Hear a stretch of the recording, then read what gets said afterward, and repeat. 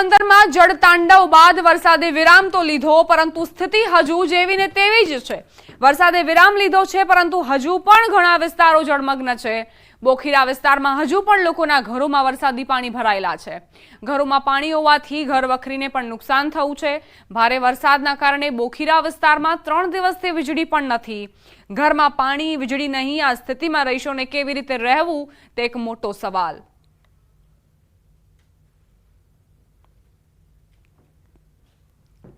પોરબંદરથી સમાચાર। વરસાદે વિરામ લીધા બાદ પણ વરસાદી પાણી યથાવત। જનકપુરી વિસ્તારમાં લોકોના ઘરમાં હજુ પણ પાણી યથાવત। શેરી ગલીઓમાં વરસાદી પાણી યથાવત જોવા મળ્યા। લોકોને વરસાદી પાણીમાંથી પોતાના વાહનો પસાર કરવાની ફરજ પડી।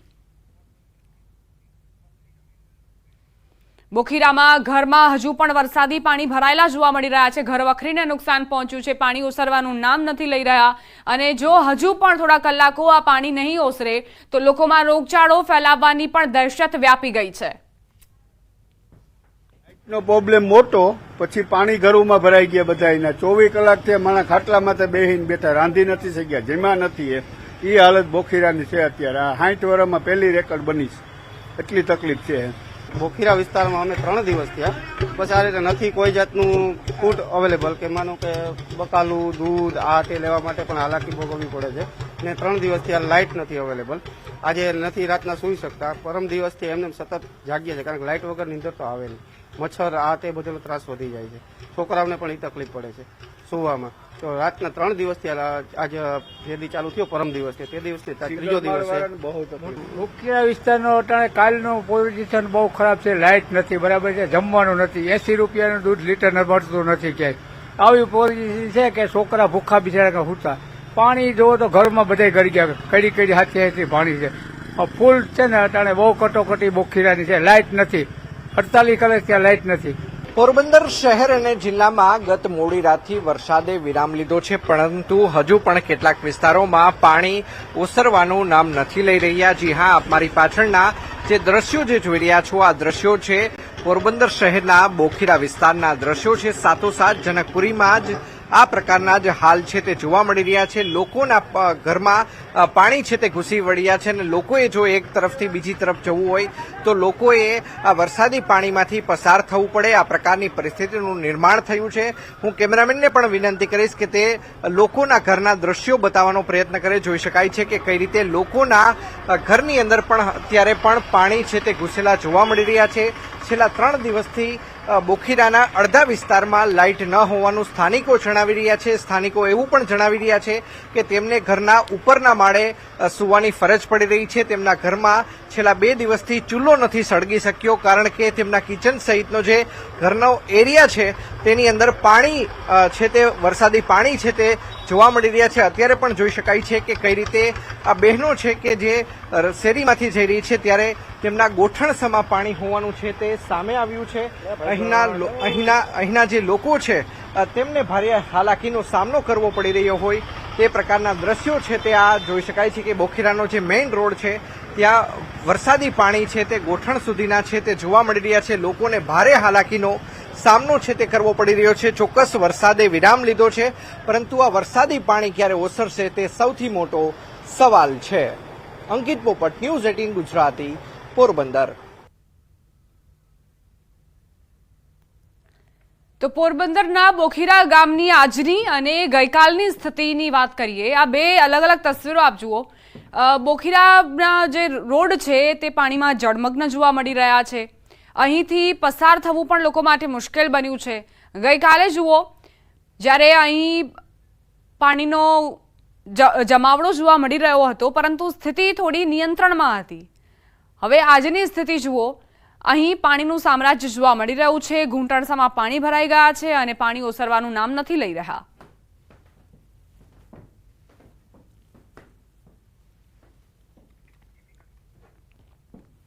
વરસાદે વિરામ લીધા બાદ પણ વરસાદી પાણી પોરબંદરમાં યથાવત।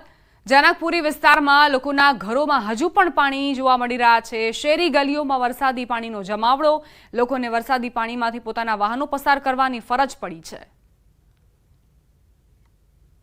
મેઘરાજાએ ભલે વિરામ લીધો હોય, પરંતુ જનકપુરીના જે લોકો છે તેમને પારાવાર મુશ્કેલીઓનો સામનો હજુ પણ કરવો પડી રહ્યો છે। પાણીના નિકાલની વ્યવસ્થા ન હોવાના કારણે સમય લાગી રહ્યો છે પાણીના નિકાલમાં, અને એટલે જ લોકોને આ જ પાણીમાંથી પસાર થવા મજબૂર થવું પડ્યું છે। ભારે વરસાદી વાતાવરણ, જળાશયોમાં આવક સતત નોંધાઈ રહી છે। સરદાર સરોવર ડેમની વાત કરીએ, 55% પાણીનો સંગ્રહ જોવા મળ્યો છે। રાજ્યના 206 ડેમમાં 37%થી વધુ જળ સંગ્રહ। 16 ડેમ સંપૂર્ણ ભરાતા હાઈ એલર્ટ પર। સૌરાષ્ટ્રના 141 ડેમ 42.9% જળ સંગ્રહ જોવા મળ્યો। તો ડેમ સતત છલકાઈ રહ્યા છે। 16 ડેમ સંપૂર્ણ ભરાતા હાઈ એલર્ટ પર મુકાયા છે। આસપાસના વિસ્તારોને એલર્ટ જારી કરાયું છે। બપોરે 1 વાગ્યા સુધી 3 જિલ્લાને સાવધાન રહેવાની જરૂર। દ્વારકા, પોરબંદર જિલ્લા માટે મોટી આગાહી કરી છે। ફરી બંને જિલ્લામાં બપોરે 1 વાગ્યા સુધી રેડ એલર્ટ અપાયું। પોરબંદર, દ્વારકાના રહીશોના શ્વાસ અદ્ધર થઈ ગયા છે। દ્વારકા, પોરબંદર, જૂનાગઢમાં બપોરે 1 વાગ્યા સુધી રેડ એલર્ટ અપાયું। તેજ પવન સાથે ભારેથી અતિ ભારે વરસાદ ખાબકી શકે છે। તો બપોરે 1 વાગ્યા સુધી 8 જિલ્લામાં ઓરેન્જ એલર્ટ, અતિ ભારે વરસાદ થઈ શકે છે। 5 જિલ્લામાં યલો એલર્ટ, ભારે વરસાદ થઈ શકે છે। દ્વારકા, પોરબંદર માટે હવામાન વિભાગે રેડ એલર્ટ જારી કર્યું છે। બપોરે 1 વાગ્યા સુધી અહીં અતિ ભારે વરસાદ વરસી શકે છે। પોરબંદર, દ્વારકાના રહીશોના શ્વાસ અદ્ધર કરી દેતી આ આગાહી।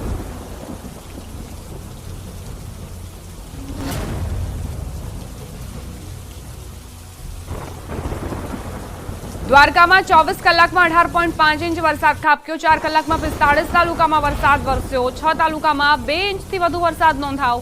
સૌથી વધુ દ્વારકામાં વરસાદ ખાબક્યો। દ્વારકામાં 3.5 ઇંચ વરસાદ નોંધાયો। વેરાવળ અને તાલાલામાં 2.5 ઇંચ વરસાદ નોંધાયો। વંથલી અને જૂનાગઢમાં 2.2 ઇંચ વરસાદ નોંધાયો હતો।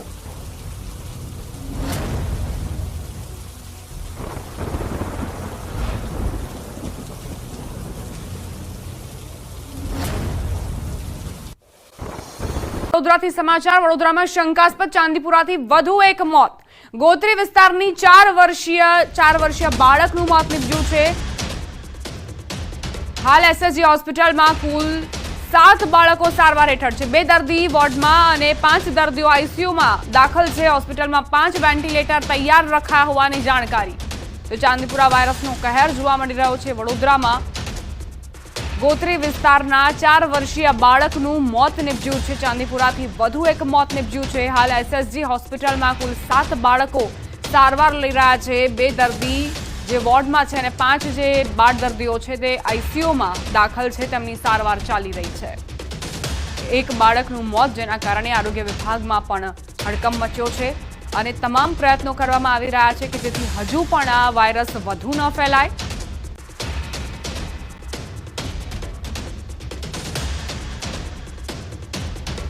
રાજ્યમાં શંકાસ્પદ ચાંદીપુરા વાયરસને લઈને સૌથી ઊંચો મૃત્યુદર અરવલ્લીમાં નોંધાયો। અરવલ્લીમાં શંકાસ્પદ ચાંદીપુરાના 5 પૈકી 3ના મોત નીપજ્યા। 2 બાળક હિંમતનગર સિવિલમાં સારવાર હેઠળ છે। મોટી કંથારિયાની 6 વર્ષીય બાળકીનું ચાંદીપુરા વાયરસથી મોત નીપજ્યું। આરોગ્ય વિભાગે 17 ટીમો બનાવી ડોર ટુ ડોર ચેકઅપ શરૂ કર્યો। વિવિધ જગ્યાઓ પર ચૂના અને મેનેથિયોનના મિશ્રણનો છંટકાવ શરૂ કરવામાં આવ્યો છે। જિલ્લામાં સર્વેલન્સની કામગીરી હાથ ધરાઈ છે। તો અરવલ્લીમાં સૌથી વધારે કહેર જોવા મળી રહ્યો છે ચાંદીપુરા વાયરસનો, અને તેના કારણે આરોગ્ય વિભાગે અહીં કામગીરી હાથ ધરી। મહત્વપૂર્ણ સમાચાર પ્રાપ્ત થઈ રહ્યા છે। ગુરુ પૂર્ણિમા પહેલા શિક્ષકો માટે સારા સમાચાર।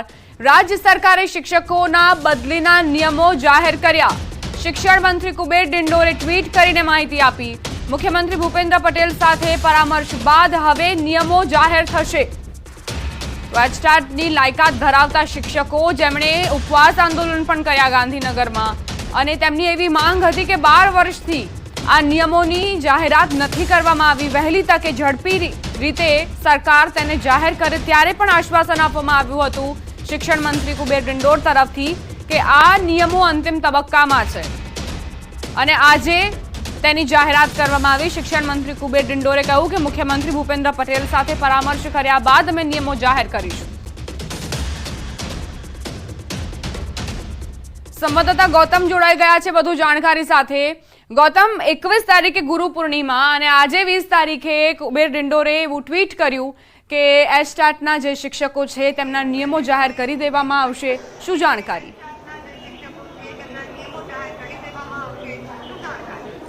ચોક્કસથી છેલ્લા કેટલાય સમયથી જે એચ સ્ટાર્ટ ના જે શિક્ષકો જે છે તેમની માંગ હતી કે બદલીના નિયમો જે છે તેની જાહેરાત કરવામાં આવે. છેલ્લા કેટલાય સમયથી આ માંગ જે છે તે શિક્ષકો કરી રહ્યા હતા.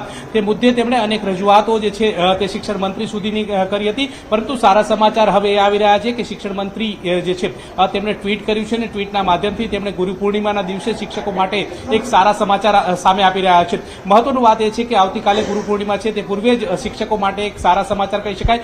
ગુરુ પૂર્ણિમાના દિવસે શિક્ષકોને ભેટ સમાનના સમાચાર જે છે તે કહી શકાય. તેમાં મહત્વની વાત એ છે કે 2011થી એક જે પ્રોસિજર શરૂ કરી હતી અને તેમાં એચ સ્ટાર્ટની જે બાબતો જે છે તે ઉમેરવામાં આવી હતી કે એચ સ્ટાર્ટ જે પાસ થયેલા છે તેને મુખ્ય શિક્ષક તરીકેનો સમાવેશ જે છે તે કરવામાં આવ્યો હતો. તેમની માટે બદલીના નિયમો જે છે તેની માંગ છેલ્લા કેટલાય સમયથી હતી, તે હવે જાહેર કરી છે અને તેના નિયમો જે છે તે મુખ્યમંત્રી ભૂપેન્દ્ર પટેલ સાથે પરામર્શ કર્યા બાદ તેઓ જાહેરાત કરશે. અત્યારે હાલ ટ્વીટ કરીને શિક્ષણ મંત્રી કુબેર ડિંડોર જે છે તેમણે માહિતી આપી છે અને તેમાં તેમણે દર્શાવ્યું છે કે ટીએમઓ જે છે તે ટૂંક સમયની અંદર જાહેર થશે. આ નિયમો અંતર્ગતની વાત કરવામાં આવે તો જે શિક્ષકો જે છે જ્યાં મહેકમ 50%થી પણ વધારે હશે ત્યાં શિક્ષકો જે છે તેની સીધી બાબતો જે છે તે લાગુ થશે. 105 ધોરણ હશે ને ત્યાં 100ની સંખ્યા હશે, ત્યાં મુખ્ય શિક્ષક તરીકે એકનો સમાવેશ જે છે તે થશે. એ જ રીતે 6 થી 8 ધોરણની વાત કરવામાં આવે તો ત્યાં પણ એ જ પ્રકારની બાબતો જે છે તેનો સમાવેશ કરવામાં આવશે. જ્યાં 150થી પણ વધારે શિક્ષકો છે ત્યાં પણ એક શિક્ષકનો મહેકમ તરીકેનો ઉપયોગ જે છે તે થશે. આમ આ જે નિયમો જે છે તે જાહેર કર્યા છે. જો બદલીની વાત હશે તો 3 વર્ષનો કાર્યકાળ થયેલો હશે તેને બદલી અંતર્ગતની જે પાત્રતા જે છે તે ગણવામાં આવશે. તે પ્રકારની પણ બાબતો જે છે તે દર્શાવવામાં આવી છે. એ જ રીતે જે 5 વર્ષથી પણ વધારે સમય હશે અને જે બદલી માટેની અરજી કરી હશે તો તેની પણ પાત્રતા ગણવામાં આવશે. તે પ્રકારનો પણ ઉલ્લેખ જે છે તે નવા નિયમોની આધારે થઈ શકે છે. સાથે સાથે તેમણે એ પણ દર્શાવ્યું છે કે જ્યાં મેડિકલ ઇમરજન્સી હશે અને મેડિકલ ના જે નિયમો મુજબની બાબતો હશે તો તેની પણ બદલી જે છે તે થશે. તે પ્રકારની બાબતો દર્શાવવામાં આવી છે. અને પગાર કેન્દ્ર શાળા હશે ત્યાં પણ થશે. જો કે શિક્ષક મહેકમ અનુસંધાને તેની ભરતી જે છે તે કરવામાં એટલે તેની બદલી પ્રક્રિયા જે છે તે કરવામાં આવશે. તે પ્રકારની વાત છે. અરસપરસ બદલીની પણ તેમાં બાબતો જે છે તે જણાવવામાં આવી છે કે અરસપરસ બદલી કરતા લોકો જે હશે તેમનો પણ સમાવેશ થશે. જે લોકોની 55 વર્ષથી વધારે ઉંમર હશે તેમને જો બદલી માટેની દાવેદારી કરી હશે અને તેમનો જે ક્રાઇટેરિયા આવતા હશે તો તેમની પણ બદલી થશે. શિક્ષણ મંત્રી પ્રફુલ્લ પાનસેરિયા પોતે અમારી સાથે જોડાઈ ગયા છે. સર, આ ખૂબ જ સારા સમાચાર આજે મળ્યા શિક્ષકોને, એચ સ્ટાર્ટના શિક્ષકોને. તેમની માંગણી સંતોષવામાં આવી. કેવા પ્રકારનું વલણ હવે નિયમોમાં જોવા મળશે? જે મુખ્ય શિક્ષક એટલે કે એચ સ્ટાર્ટના બદલીના નિયમો જે આપણે બનાવવાના હતા ને બની ચૂક્યા છે. સિનિયોરિટી પ્રમાણે બાળકોની સંખ્યા બાલવાટિકાથી 5 અને 6 થી 8 આ રીતના બાળકોની સંખ્યાઓ 150 બાલવાટિકાથી 5 ધોરણ સુધીના 150 સંખ્યા બાળકોની છે ત્યાં એચ સ્ટાર્ટના નિયમો છે. અને ધોરણ 6 થી 8માં 100 બાળકોની સંખ્યા અથવા તો બાલવાટિકાથી ધોરણ 8 સુધીમાં 150ની સંખ્યા હોય એ બાબતના જે નિયમો નક્કી કરવામાં આવ્યા છે એ નિયમ અનુસાર એમનો પરિપત્ર પણ બહાર પાડી દીધો છે. અને હવે પછી જે સિનિયોરિટી પ્રમાણે અને મેરિટ આધારિત જે બદલીના નિયમો છે એ આ લાગુ પડશે. ને જે ઘણા સમયથી બાકી હતું જેનું આદરણીય મુખ્યમંત્રી સાહેબના માર્ગદર્શન નીચે આ નિર્ણય લેવામાં શિક્ષણ વિભાગ દ્વારા આવ્યો છે. પ્રફુલભાઈ, અમલીકરણ હવે ટૂંક જ સમયમાં શરૂ થઈ જશે એવું માની લઈએ? જી, અમલીકરણ પરિપત્ર બહાર પડ્યો છે એટલે કે જે અમારી પ્રોસેસ હોય અને સરકાર શિક્ષણ વિભાગના જે નિયમો છે એ આધારિત પછી ચોક્કસ પ્રકારે એમનું અમલીકરણ થશે. અને પ્રફુલભાઈ, કેટલાક નિયમોમાં છૂટછાટ આપવામાં આવી છે તે વિશે કોઈ જાણકારી તમે આપી શકો? ના, એમાં જે સંખ્યાઓ નક્કી કરવામાં હતું, જે પ્રશ્ન હતો કે ધોરણ બાલવાટિકાથી 5 જેમાં ફિક્સ સંખ્યા 150ની જ રાખવામાં આવી છે. ધોરણ 6 થી 8માં 100 સ્ટુડન્ટ્સની સંખ્યા રાખવામાં આવી છે. અને જે આ સંખ્યાના પ્રશ્નો તો નિયમિત અને વિદ્યાર્થીના પત્રક પ્રમાણે જ આ બદલીના નિયમો લાગુ કરવામાં આવશે. આભાર પ્રફુલભાઈ અમારી સાથે વાતચીત માટે. તો શિક્ષણ મંત્રી પ્રફુલ્લ પાનસેરિયા જેમણે કહ્યું કે હવે જે પ્રક્રિયા છે તે આગળ વધશે અને ત્યારબાદ ટૂંક જ સમયમાં અમલીકરણની શરૂઆત પણ થઈ જશે. સંવાદદાતા ગૌતમ જોડાયેલા છે. ગૌતમ, હવે ટૂંક જ સમયમાં અમલીકરણની જે આ પ્રક્રિયા છે તે પણ આગળ વધશે અને શિક્ષકો તરફથી આખરે કેવા પ્રકારની પ્રતિક્રિયાઓ તમને મળી રહી છે? શું તેઓ સંતુષ્ટ છે આ નિયમોથી?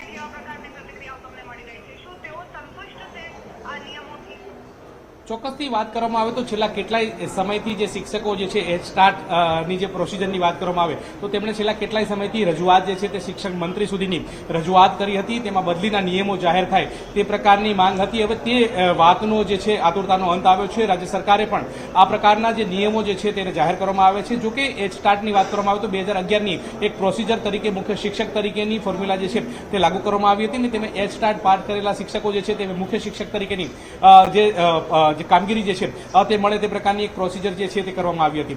આ જ રીતે તેમના નિયમોને લઈને છેલ્લા કેટલાય સમયથી શિક્ષકો માંગ કરી રહ્યા હતા અને તે નિયમો જે છે તેની જાહેરાત જે છે તે આગામી દિવસોમાં થશે.